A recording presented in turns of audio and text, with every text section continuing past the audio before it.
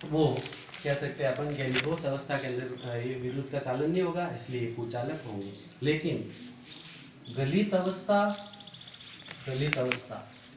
और विलीन अवस्था, यानी अपन कह सकते हैं एक तो गलित अवस्था और एक विलीन अवस्था।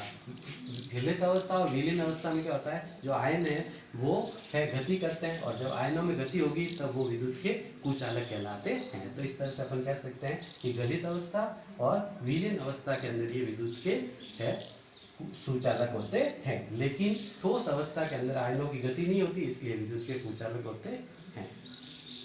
आयनिक ठोस थे, इनके अपन उदाहरण लेते हैं। तो उदाहरण के रूप में सबसे पहले उदाहरण लेते हैं, अपने को बताइए आयनिक ठोस के अंदर NaCl यानी सोडियम क्लोराइड है। दूसरा एग्जाम्पल है पोटेशियम क्लोराइड, जिसको अपन KCl बोलते हैं।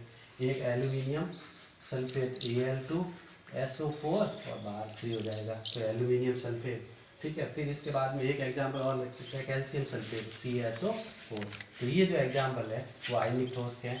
NaCl sodium chloride, potassium chloride, aluminium sulphate और चौथा हो जाएगा कैल्शियम सल्फेट। तो इस तरह से ये आयनिक ठोस पूरे होते हैं दूसरा प्रकार का। और तीसरा प्रकार आता है वो है धात्विक ठोस।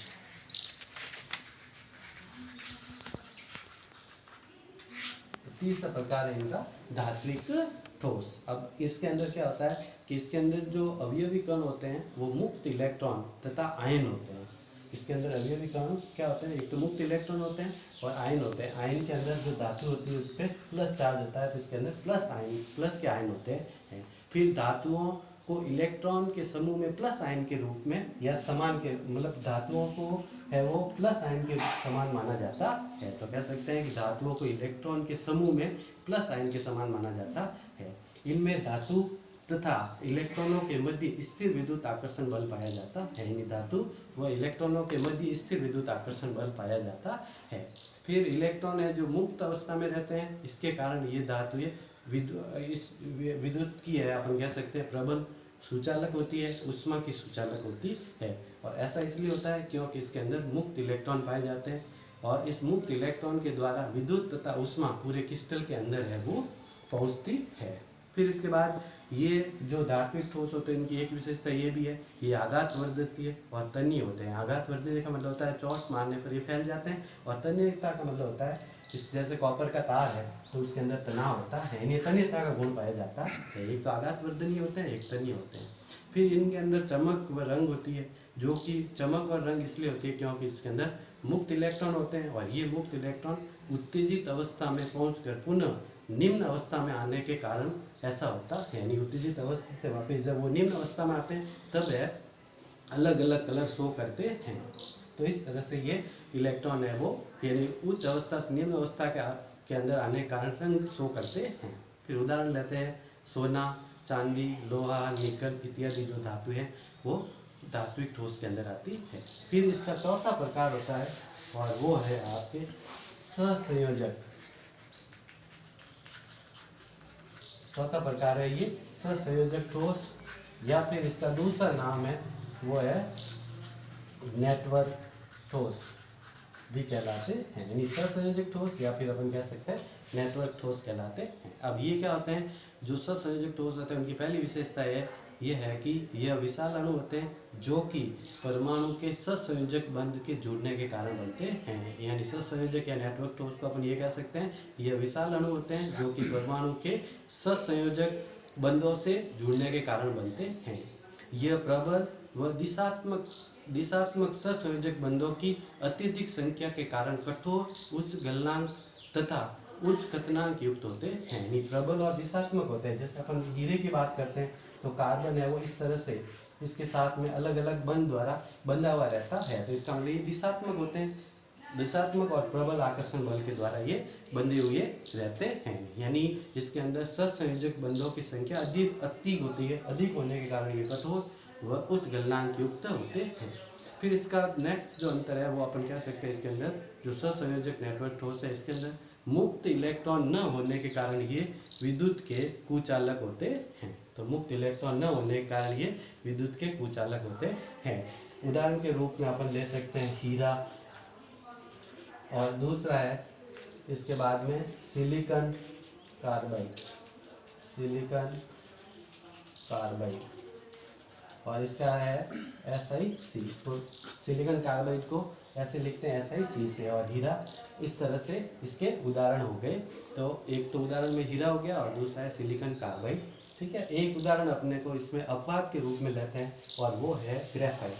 क्योंकि अपन जानते हैं कि जो ग्रेफाइट है वो विद्युत का सुचालक है, जबकि हीरा है विद्युत का कुचालक होता है। तो इस तरह से ग्रेफाइट की बात करते हैं अपन, तो ग्रेफाइट की जो संरचना होती है वो परतदार संरचना होने के कारण परमाणु एक दूसरे पर फिसलने के कारण वो चिकने होते हैं, यानी षटकोणीय संरचना होगी तो वो परमाणु एक दूसरे के ऊपर है वो फिसल जाते हैं, इसलिए इनकी जो संरचना होती है वो चिकनी होती है। और प्रत्येक कार्बन के पास एक मुक्त इलेक्ट्रॉन होता है जो कि परतों के मध्य गतिशील रहता है, और इस गतिशील इलेक्ट्रॉन के कारण ही यह विद्युत के सुचालक होते हैं। तो इस तरह से अपन कह सकते हैं कि इनके मध्य है वो ये विद्युत के ग्रेफाइट सुचालक होता है, परतों के मध्य मुक्त इलेक्ट्रॉन होता है, और ये मुक्त इलेक्ट्रॉन है गति करता है। फिर हीरे की अपन नेटवर्क संरचना बनाते हैं तो इस तरह से बनेगी।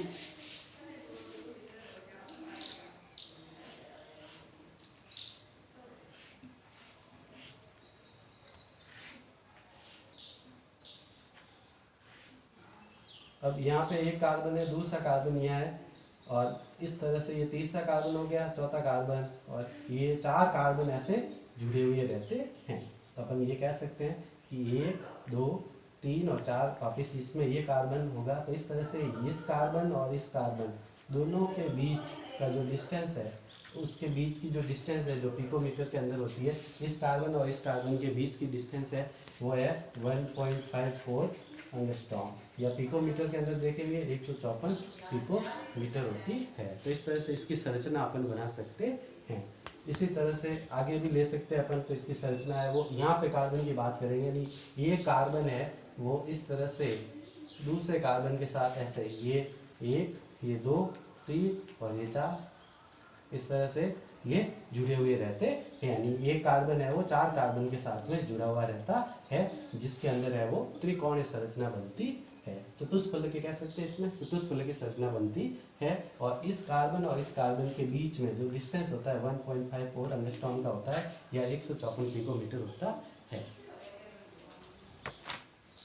रूप में अपन ये हीरे की संरचना बनाई थी। अब इसके बाद में अपन ग्रेफाइट की संरचना बनाता है। तो ग्रेफाइट की संरचना है वो षटकोणीय होती है, और इस तरह की संरचना होती है।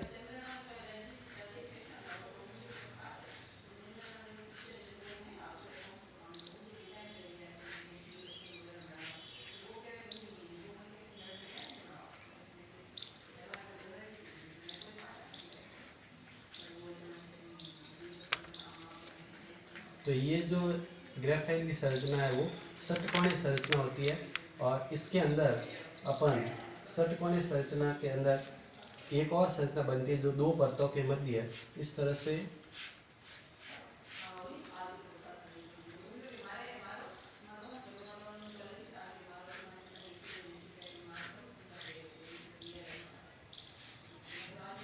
ये षटकोणीय संरचना है, और इसके अंदर परतदार संरचना होती है, षटकोणीय संरचना। और ये जो कार्बन है, इस कार्बन के साथ में ये मुक्त इलेक्ट्रॉन होता है, और इस मुक्त इलेक्ट्रॉन यानी 2 परतों के मध्य की जो दूरी होती है वो पिकोमीटर एंगस्ट्रॉम के अंदर तो होती है 3.14 एंगस्ट्रॉम, और पिकोमीटर के अंदर होती है 340 पिकोमीटर। तो इस तरह से इन दोनों के बीच की जो डिस्टेंस होती है वो 340 पिकोमीटर होती है। और ये जो कार्बन है, इस कार्बन दोनों के बीच की डिस्टेंस होती है 1.41 एंगस्ट्रॉम होती है, या फिर अपन पिकोमीटर के अंदर कह सकते हैं एंगस्ट्रॉम में 1.41 एंगस्ट्रॉम, और पिकोमीटर के अंदर हो जाएगा 141.5 पिकोमीटर। तो इस तरह से ये जो ग्रेफाइट की संरचना है वो परतदार संरचना होती है।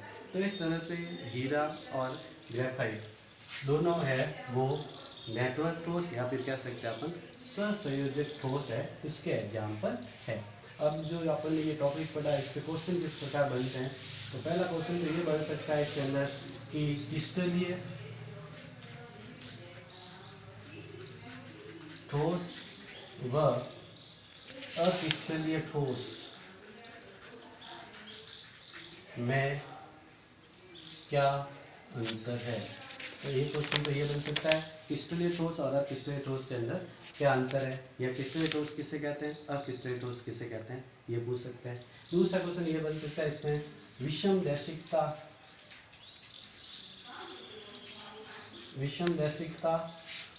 या समदैशिकता किसे कहते हैं। समदैशिकता और विषमदैशिकता और समदैशिकता किसे कहते हैं, एक क्वेश्चन ये भी बन सकता है इसके अंदर। एक क्वेश्चन जो नेटवर्क ठोस होते हैं या सहसंयोजक ठोस होते हैं, इनके उदाहरण भी पूछ सकते हैं कि सहसंयोजक ठोस के अंदर कौन सा आता है, या नेटवर्क ठोस के अंदर हीरा, ग्रेफाइट, अपन बात कर रहे थे सिलिकॉन कार्बाइड की। तो इस तरह से ये जो है उदाहरण है वो अपन इसमें ले सकते हैं। तो इस तरह से नेटवर्क ठोस के अंदर ये उदाहरण आते हैं। तो इस तरह से अपन ये 3-4 क्वेश्चन इसमें इस टॉपिक के अंदर बन सकते हैं। फिर और भी इसके अंदर धात्विक ठोस है, तो धात्विक ठोस की क्या विशेषता है, या धात्विक ठोस है वो आघातवर्धी या तन्य ठोसों ऐसे पूछ सकते हैं कि ठोसों के अंदर कौन से ठोस है जिसके अंदर आघातवर्धिता और तन्यता का गुण पाया जाता है, नेटवर्क ठोस के एग्जाम्पल है। इसी तरह से जो आणविक ठोस हैं वो कितने प्रकार के हैं, तो जैसा कि मैंने बताया 3 प्रकार के, तीनों के एग्जाम्पल ध्रुवीय आणविक ठोस क्या होते हैं, अध्रुवीय आणविक ठोस क्या होते हैं, या द्विध्रुव आकर्षण बल क्या होता है, या किस में पाया जाता है। तो ये सब क्वेश्चन इसमें बन सकते हैं, ऐसे क्वेश्चन पूछ सकते हैं।